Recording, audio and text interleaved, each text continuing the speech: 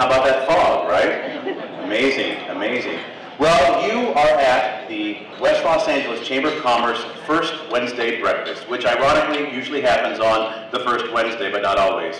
But we are very happy to have you here. We at the West Los Angeles Chamber have a mission.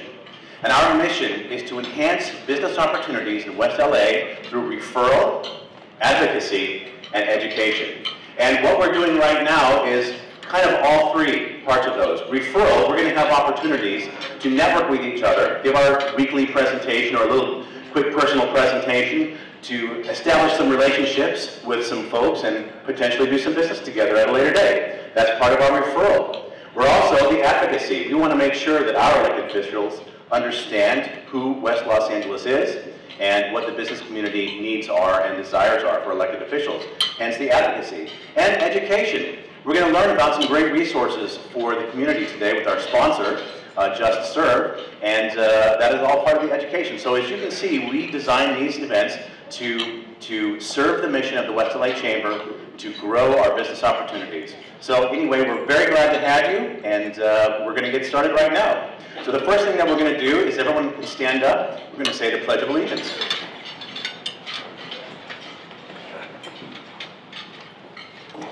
I pledge allegiance to the flag of the United States of America and to the republic for which it stands, one nation, under God, indivisible, with liberty and justice for all. All right, thank you. You may be seated. Now, I was in the Navy, and whenever we did the Pledge of Allegiance, we would always shout out, "Feed Army!" at the end. But I was told that that was not necessarily appropriate at a business meeting because we do have a lot of Army veterans here with us, so I will refrain from doing that. Norm, yes, I'd say that for Norm's benefit. Anyway, great. Let me see a show of hands if this is your first time coming to a West LA Chamber networking breakfast. Great, so we have a ton of new folks today. Well, give yourselves a round of applause. We're very excited to have you today. We knew the mayor was going to be a big draw, and I think it's going to be a wonderful program today. So we have a lot lined up today. We're going to do 2 rounds of table networking, and what that entails is everyone is going to get a chance to give their personal presentation, about 60 seconds to do a personal commercial, if you will. And we want to know who you are, what your business is, what's a good referral for you, and what distinguishes you from other folks. At every table there's an ambassador or a timer, and they're going to make sure that you keep their time. We're going to do that 2 times, and we'll mix up the tables in between, so you don't have to be stuck at the same table with the same group of people. So if you don't like your table, don't worry, you're going to get a chance to pick a new one. In between our 2 rounds of table networking, we're going to have our sponsor come and speak to us. And our sponsor today is an organization called Just Serve, and it is an outreach of the Church of Jesus Christ of Latter-day Saints. And I want to thank you, and let's have a round of applause for our sponsor today for sponsoring this breakfast. That will happen in between. All right. So one of the things I like to do, and we'll keep it short today because we have such an action-packed day for you, is there are a lot of benefits to being part of the Chamber of Commerce, and part of those benefits is when you give a referral to somebody and they do a good job for you, you know that you're going to be able to give that person business and vice versa. I'd like to see a show of hands for those people who are members of the Chamber who have done business with a fellow Chamber member or have given a referral to a fellow Chamber member. Raise your hands nice and high. So most of our Chamber members, actually I think almost every one of our Chamber members in here who is a member has done business with a fellow member. Does anyone have any testimonials of somebody who did a great job for them? They did business with them or they gave them a referral and they did a good job. I'd like to see a show of hands of a couple referrals. So I know I saw a couple. Yes.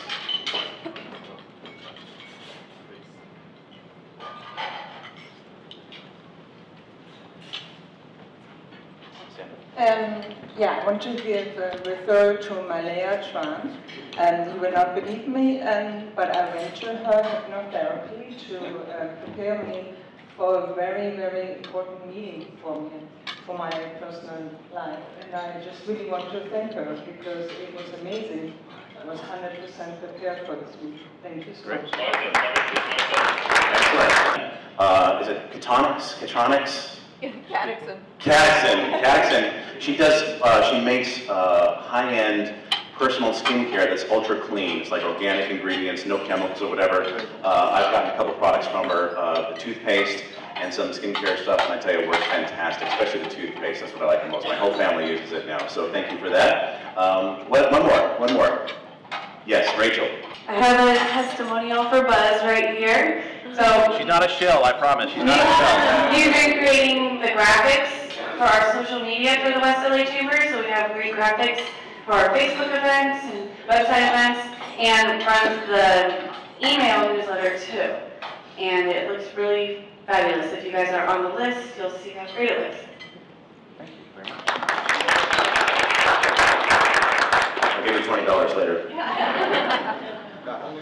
So the reason I like to do testimonials is we just want people to know, especially those who are visitors, being part of the chamber does help grow your business. We like to do business with people we like to do business with, right? And we grow relationships. And our job here isn't necessarily close some big deal or make a big sale today at this particular meeting. Our goal is to help you develop relationships with like-minded business owners and eventually help each other's business grow. So are you guys all on board for that? Yeah. Good? All right, great. So thank you. Let's have a round of applause again for our testimonial.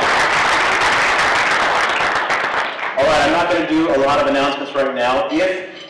We have an event going on pretty much every week of the month. So we have our breakfast this week, we have networking at noon, we have after hours mixers, we have the Westside Women's Networking Group, we have Authors Club, we have all sorts of networking events and educational events. We also have events that some of our members put on for free to help chamber members grow their business. So if you would like more information on all the things that the West LA Chamber provides to its membership and to the community, go to westlachamber.org. westlachamber.org, or you can just Google West LA Chamber and it'll come right up. You're going to see all the great things that we are doing for our membership and all the efforts that we are making on behalf of our community. So I want to say that instead of announcing all of our different events. On the table networking, give yourself a round of applause. You're doing a great job on your commercials there. All right. So if I can have your attention, please, I would like to introduce, it's my pleasure to introduce Matt Ball. Matt, if you want to start coming on up here. Matt is the Director of Public Affairs for the Church of Jesus Christ of Latter-day Saints, and he is in charge of all of California and Hawaii. He's going to be talking to us today about an organization called Just Serve, and I'm very excited to hear about it since we are all about serving the business community. So Matt, come on up here. Let's have a West LA round of applause for Matt Ball.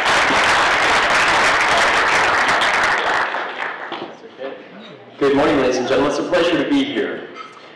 As I was driving through Los Angeles this morning, or in the past week, I've noticed the amount of construction going on, with the amount of cranes and the amount of development going on. It's this real symbol of development and prosperity. And as I think about that, I think about the facelift that we're really giving our community and what we do to our individual homes and neighborhoods, and then I think, is it just an outside facade that we need to improve in order to really change LA and to improve LA? And then we all know for sure that it's something that has to come from within each one of us. It's got to be an interchange. And so as I think about that, I reflect upon a meeting that the mayor and the chief of police in Los Angeles had an interfaith group come down to in Los Angeles. And at that table, the comment was made, there's so many problems happening out there in the world, and we want to prevent any cultural issues that might be echoed here in terms of violence or strife or controversy here. So how might we do that? And immediately it came to my mind the idea that when we serve together side by side and get to know our neighbors in our community, that we never feel inclined to hurt one another because we know each other better. So by serving one another, by giving of ourselves, that service becomes the means by which we become unified in our communities. So as the Church of Jesus Christ of Latter-day Saints reflects and incorporates that concept of service, we created a service called justserve.org, and you'll see the brochure and the card on your place setting right there in front of you. And it's a very simple thing. This is a website, which is a platform that is of no cost and no charge and no obligation to anybody. But any organization that is a nonprofit, that is a government, an academic organization, any organization that is looking for volunteers and needs to find people to come and serve with them that doesn't have the financial resources and the manpower to do the work that is necessary to be done, justserve.org is a resource for you.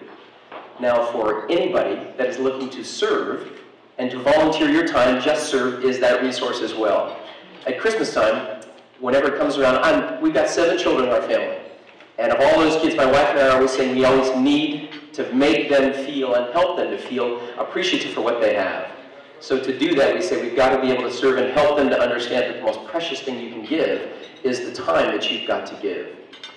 So we try to find those places where we can volunteer, whether it's a soup kitchen, whether it's a clothing drive, whatever that parks and recreation cleanup, whatever it might be. We always try to find that thing, especially at Christmas time. So JustServe.org is that place where you can literally log on to JustServe, that is, log on to that link, put in your zip code of your city, and it will show you every organization that's looking for volunteers. There's a calendar click on there, and it'll show you the day and the time that they need a volunteer and for what the volunteer is. So we have a logo on there that you click on that says Partners for JustServe.org, and it will show you everything from Habitat for Humanity to Operation Gratitude to the Goodwill Services, any organization that's local to you. If you're interested in finding volunteers, you click on their register and you can ask for volunteers by simply putting your service that you need done out there. It's this amazing thing. I can give you example after example after example. In Modesto, just this last month, we had 5,000 volunteers at over 100 locations. Right here, we continually do service down in Orange County and Los Angeles, but in every community, in every city, we've got cities that have adopted Just Serve. So now they make it their city platform. In the state of California, the Director of Service and Volunteerism, Karen Baker, appointed by the governor, is now investigating Just Serve to put on the California website as the simple logo that you click on, and you'll access all of the service that you want to serve in as a volunteer. So JustServe.org is our gift to you. It is of no charge, and I can say it's of no obligation, but it is the way in which you can volunteer your time and give this city more than the facelift that we see on the outside from construction, but truly give this city the interchange that comes from us personally. And as we work side by side and unify ourselves with our community, you find that all of the business that we're trying to do right here together in our networking, the easiest thing you can do is when you're serving one another, find that there's plenty of business that you can do together, because now there's a personal connection that you make to people. So if you haven't taken the time to serve in your community, JustServe.org is an easy resource. It's been adopted by thousands and thousands of cities. Livermore, Gilmore, Thousand Oaks. AmeriCorps Vista, 8,000 service projects right now just got put on our website. It goes on and on. So JustServe.org is your resource, and it's intended for your benefit and our blessing to everybody. So thank you so much.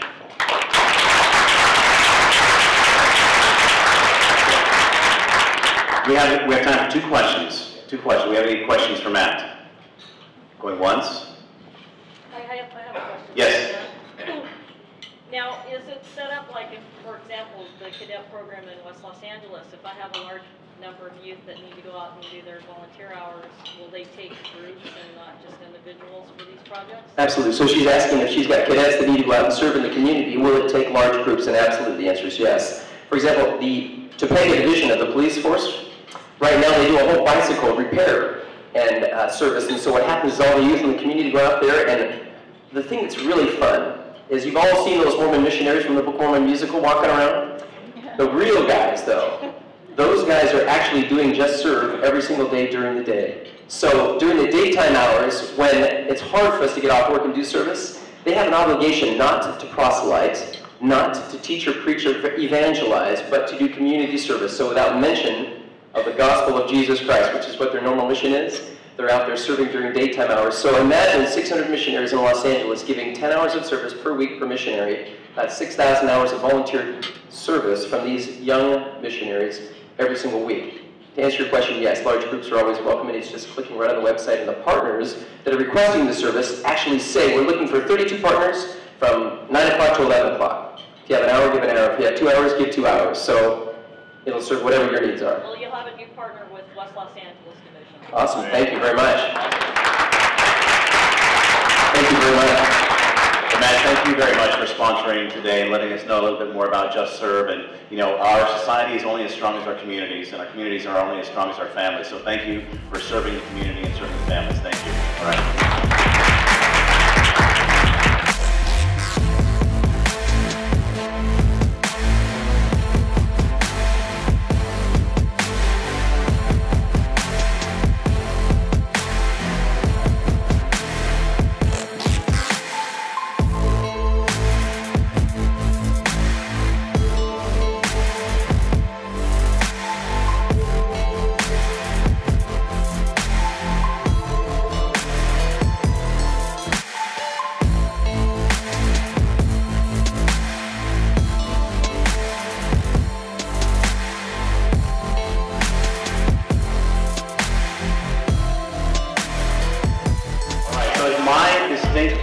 to bring up our president of the West LA Chamber, Rusbeh Farhanapur. Rusbeh.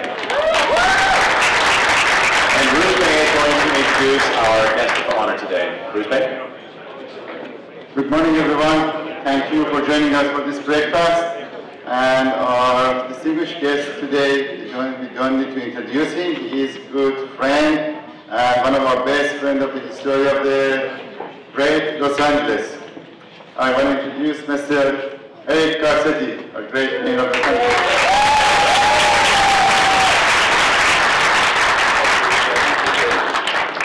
Thank you, Rusbeh. I love that was the best introduction I've ever gotten. Because when you're mayor, everybody reads through your bio again, and you have to learn the things that you did or didn't do. Short is sweet. There's a saying in politics, short speeches win elections, so I'm voting for you. Thank you so much, and it is wonderful to be here. Thank you to the West LA Chamber for inviting me to start the day with you. It's a big week, because it's Small Business Week in America. And we've had two great events already in LA, one which we honor the new businesses, small businesses, our Small Businesses Awards, which we did on Monday. And then yesterday we welcomed the Secretary of the Treasury, the guy who, one of the two people who signs the money. Secretary Liu was in town, and we took him to Los Angeles Trade Tech College, where my business team had set up a resource fair for small businesses. We had about 1,000 folks show up for access to capital for our business source centers, which if you don't know about, you should get to know in the city, which will help you with business plans and access to capital and networking, and even helping get job training dollars for future employees of yours, where we can split the salaries of new employees who are being trained for some of the work that your companies do. And it was a remarkable moment, and one of the things I said was, you know, Los Angeles is just on a great tear right now. You know, when I came in as your mayor, we had an unemployment rate that was double what it is today. We've seen, you know, a bigger hole that we were digging out of than California. California had a deeper hole than America during the Great Recession, but we're almost seeing our unemployment rates now come together. Just get this one statistic. Last year in America, unemployment rate fell about 10%. In California, it fell about 17%. But in the city of LA, in 1 year, it fell 28%.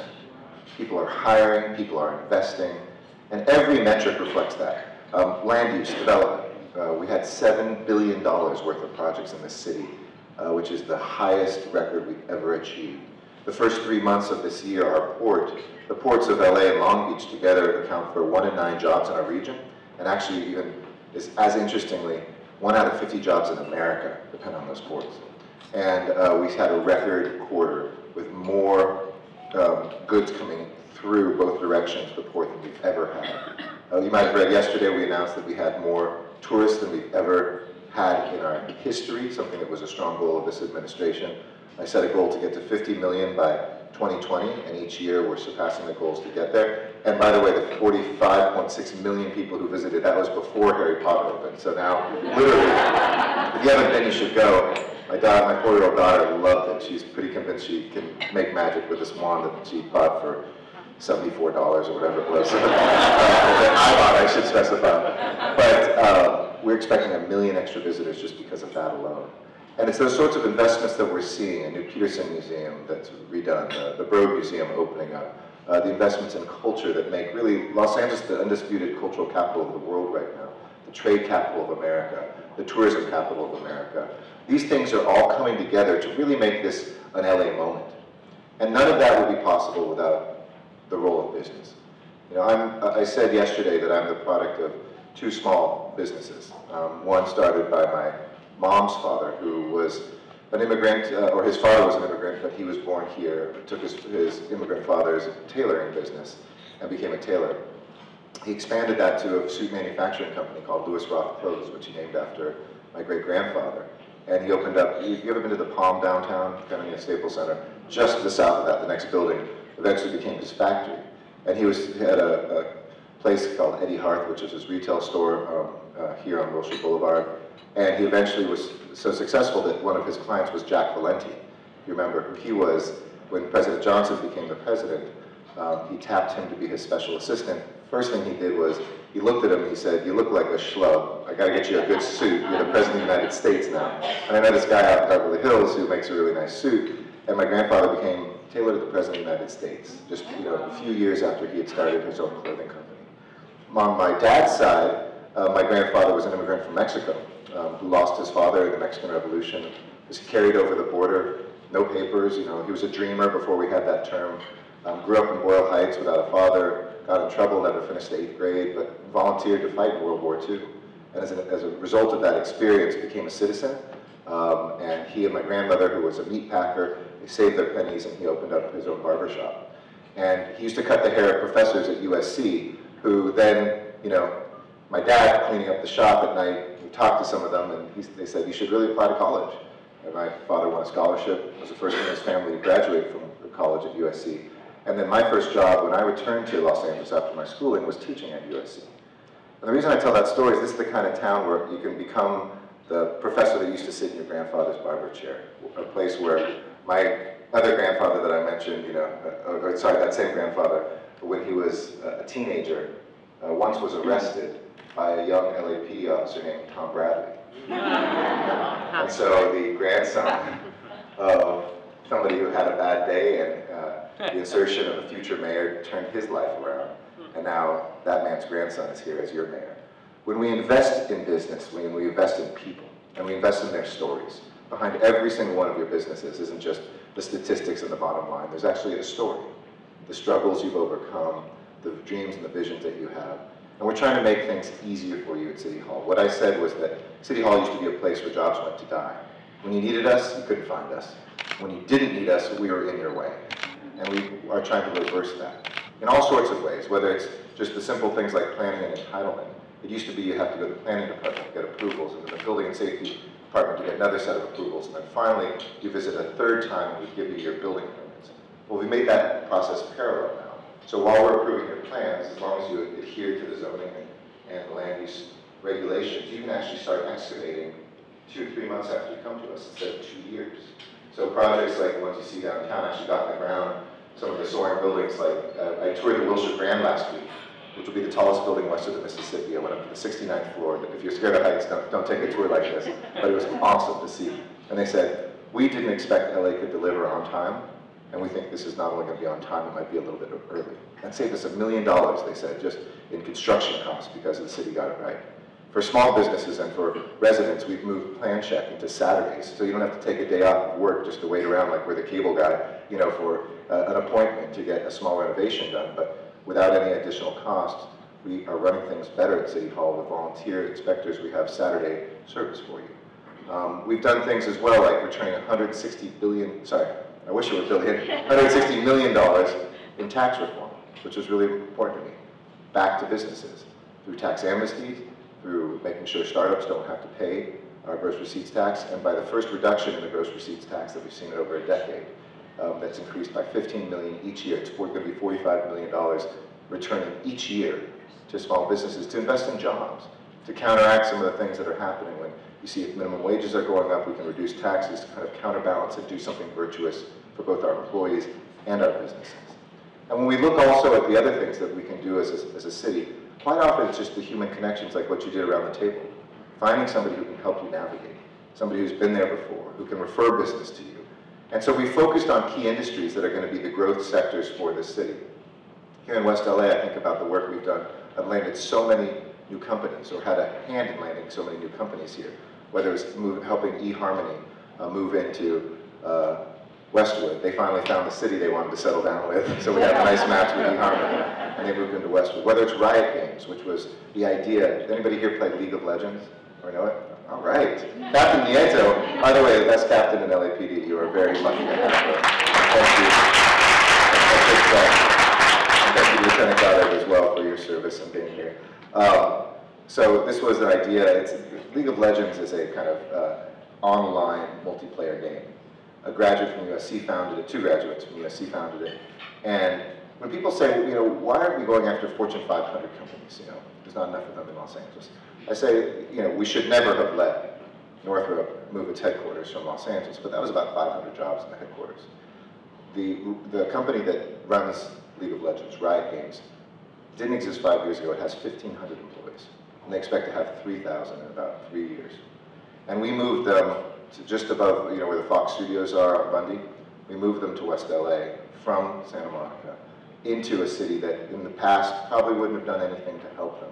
But we made it work, whether it was the land use, whether it was the gross receipts tax, other things. And now that is a great paying middle-class job company. It is also about the future growth of our economy. And they're going to be about a block and a half from the new Expo line, which this month, finally we can go from the skyline downtown to the shoreline for the first time in over 50 years.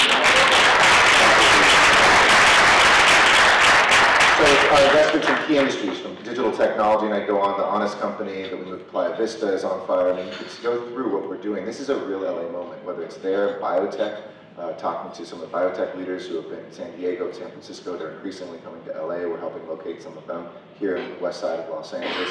Whether it's looking at green tech companies. I gave my State of the City address just 3 weeks ago at a great company called Noribachi, which is in Harbor City and manufactures LED lights. And the two entrepreneurs who founded it had a great company in Silicon Valley that they sold off, a software company. They had a huge prejudice against Southern California. They moved to New Mexico to retire. They started this company, but in Albuquerque they only have two companies that they could compete with, or not compete with, that they could have compete with each other to help manufacture some of the component parts.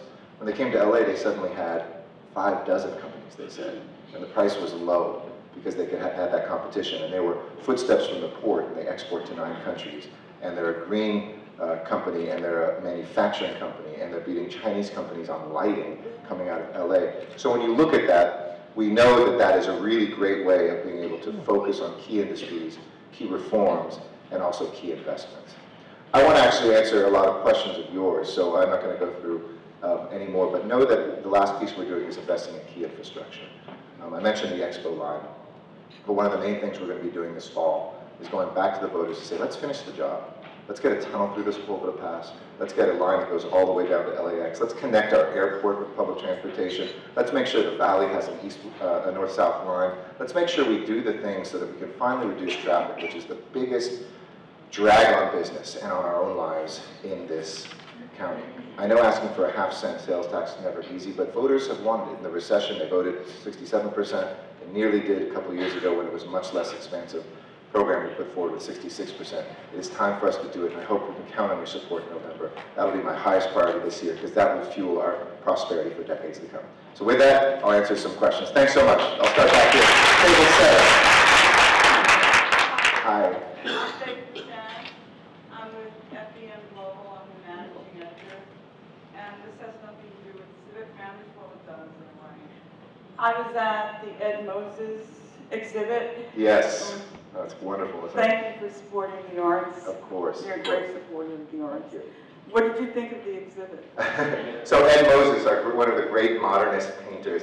I feel so lucky because when I became mayor, I don't take advantage of being mayor in any bad ways, but I said, the office that I have, people come into heads of state, ambassadors, CEOs, I got to put some good art up here. So I called LACMA and Mocha and I said, I need to loan some art. So I got 2 Ed Rusches and 1 Ed Moses in my office. And I had Ed Moses and Ed Rusche, who's still alive, and Kathy Opie, a great photographer who has a photograph. And she's done all my official photographs at LAX, where I kind of put scenes from LA, Watts Towers, different places. Came over for a lunch. And I thought the exhibition, which is at Bergamot Station, if you haven't seen it, go see it. It's extraordinary. Ed Moses he's 90 years old. It's called Moses at 90. I thought it was funny that it opened the last day of Passover, Moses and Passover. But it was incredibly moving. And Seth Moses, his son, is a great businessman in the city. Many of the nightlife spots downtown that have helped the resurgence of downtown were done by his son. So go see Ed Moses. Go to the Broad if you haven't gone. Go to the Peterson if you haven't seen it reopen. This is, I wish I weren't mayor because I'd have time to actually do all these things, but it's an extraordinary cultural moment. Just one more question. Yes.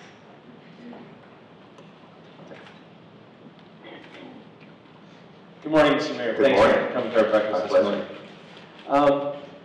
I heard an appalling statistic on the news a couple weeks ago about the expected graduation rate of LA's USD seniors is around 59%. Now, if that's anywhere near the true statistic, I'm wondering if somebody had a solution that might put a positive dent in that, how would they talk to somebody in your administration? So the numbers are actually come up. It's north of 70 now. It used to be as low as 50% just about 8 years ago. But 70% also isn't that satisfying, and you have to ask what's the quality of the graduates too. Are they getting the education? Just because they're able to get the piece of paper, are they really prepared? And I think that they're not, mostly. We have some incredible schools, incredible magnets. We've got some incredible affiliated charter schools. We've got some incredible regular high schools. But too many of the schools still don't have the resources and are still not doing well for our students and our teachers. I've tried to dissolve that debate that kind of took up the last decade. Are you pro or anti-charter? Are you pro or anti-teacher and union? Look, I'm strongly for charters that are good. I've always said that. I think we need accountability for our teachers, but also resources for them. But that debate took our eye off the ball of making great schools. Because if you ask the most kind of hardcore reformer who's against the teacher unions, or the most hardcore teacher union person, describe a good school, we'd all describe the same thing. We describe a place that is the center of the community, a place that's open on the weekend after school programs, that has arts education, that has a health clinic, because many kids go with undiagnosed mental, dental, and physical health elements that prevent them from learning. We look at a school not as being a social work place, because many kids arrive failing not because of the school, though the school is certainly responsible, because there's violence in their home, violence in their community, an unsafe walk, bad public transportation, no green space, no summer jobs, etc. So for me, the focus has been twofold. One is, what can the city do to add value to the school district since it's independent? I did support Mayor Eric Garcetti for taking over the school district. I think a mayor probably should be, but that ship sailed. It's almost impossible under state law. That said, we're doing 3 different ways. One, summer jobs. We said as soon as the bell rings and it's the end of the year, we need to take responsibility. That's not the school district. There's only 5,000 jobs for summer youth when I took over, and 15,000 kids applied. So we failed 10,000 young people who wanted to further their lives when that happened. And to me, I wanted to change that. The first year we doubled it to 10,000 jobs. Last year was 12, and I announced this summer we'll get to 15,000 jobs. Any of you who want to take a young person in, and I guarantee they will be a great future employee, the companies that do this transform themselves. Let us know, because that's one way you can help them not have the summer melt effect, where they get back to school, they forgot what they did, they want to drop out, many of them, and this actually keeps them passionate and engaged on learning and graduating. Second, I announced in my State of the City address that we are going to be the first big city in America to guarantee 1 year, and hopefully soon 2, free community college. And that was America's promise, was something that President Obama announced in his State of the Union 2 years ago. But we're actually going to make it work, and the city's going to pay for half of it. And that means that every LEU student this fall, she'll get that free year, which will be another motivator.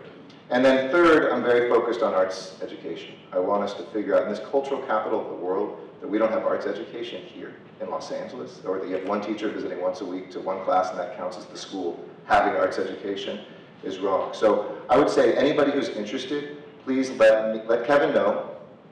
Lisa Salazar, who's the head of my education and workforce programs in my office, can connect you with the summer jobs program, can help connect you with a school if you're interested in getting engaged directly with a school and doing some of the mentoring work, which I think is also huge. Getting somebody to graduate, they need to have somebody who helps guide them, because often there's so much going on in their lives. And third, if you're interested in working on the arts education piece, we'd be happy to have your engagement. I know they got the hook, but I can take one more.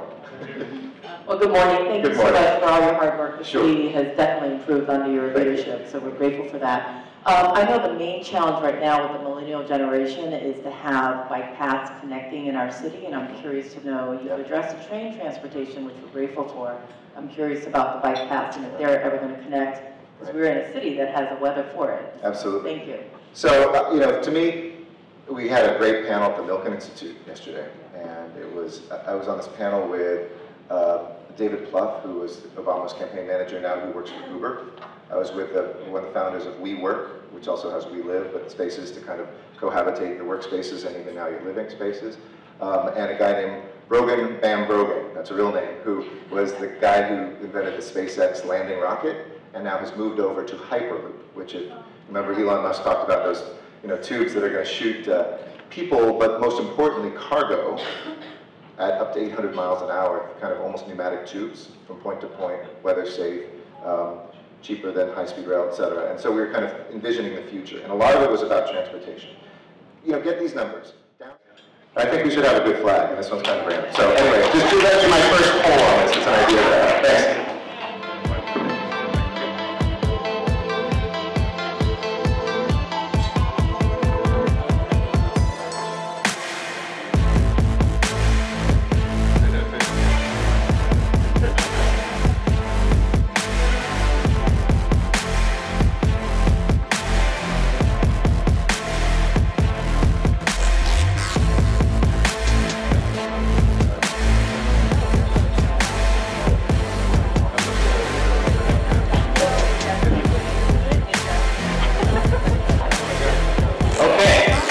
what we're going to do now is we're going to have a couple of announcements.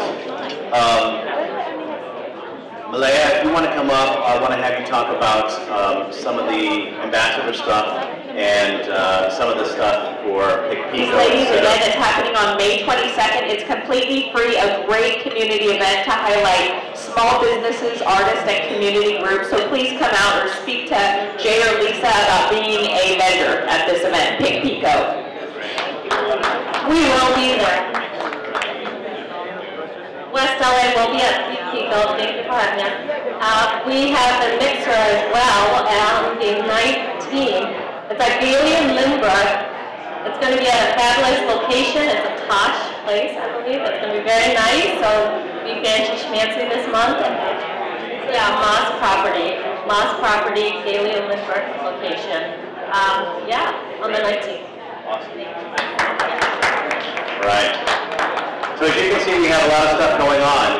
Again, our goal is to enhance business opportunities for businesses in West LA through referral, advocacy, and education. So now, if you are a new member, do we have any new members here today who have not received their plaques? If you are a new member who has not yet received your plaque, raise your hand. You're going to come on up here. So come on up here to the stage. Norm is getting the new plaques right now. Work mostly with small businesses. Thank you, Gordon. My name is Marsha Hunt, and I have Marsha Hunt Productions Incorporated, and I work in film and television, mostly in television, and I'm a producer. Thank you. My name is Jose Moshfet. He owns a rent-a-car company, OK Rent-A-Car, and Autoline Insurance in West Los Angeles, and Monica. Great.